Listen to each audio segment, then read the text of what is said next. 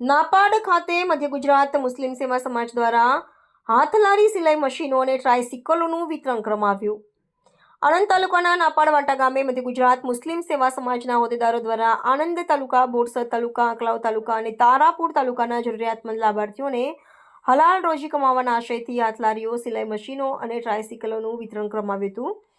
આ કાર્યક્રમમાં સખીદાતાઓ મધ્ય ગુજરાત મુસ્લિમ સેવા સમાજના પ્રમુખ કરીમભાઈ મલેક, સચિવ અસગરભાઈ શેખ, મંત્રી સિરાજભાઈ કુરેશી, કન્વીનર નસરુદ્દીન રાઠોડ, આણંદ શહેર પ્રમુખ Asim Khedawala, Tarapur taluka convener Rafiq Shah Diwan, advocate Shahnawaz Hussain Pathan, advocate Salim Ahmed Rana, retire PI Liaqat Khan Pathan, સામાજિક કાર્યકર મનરસિંહ રાણા, પૂર્વ સરપંચ મહેમૂદ ખાન રાઠોડ, પૂર્વ ડેપ્યુટી સરપંચ લાલાભાઈ ડોક્ટર રોનિત રાણા, સલીમભાઈ રાઠોડ, અનવરભાઈ રાઠોડ, વિજયભાઈ બેંકર, શરીફભાઈ મોજાવાળા, ઇકબાલભાઈ કવ્વાલ, ઇરફાનભાઈ રાણા, રફીકભાઈ બંગાલી તેમજ લાભાર્થીઓ મોટી સંખ્યામાં હાજર રહ્યા હતા. આ કાર્યક્રમમાં એન્કરિંગ અને સમગ્ર સંચાલન નઈમ બાબા રાઠોડ દ્વારા કરવામાં આવ્યું હતું.